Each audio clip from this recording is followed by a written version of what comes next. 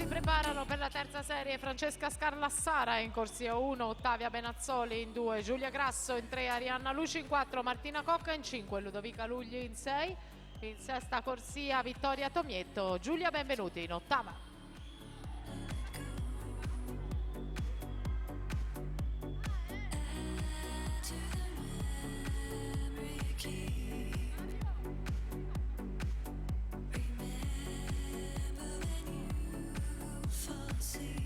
Aurora Nosella 2:12:33 va al comando della classifica vincendo la sua serie, la quarta.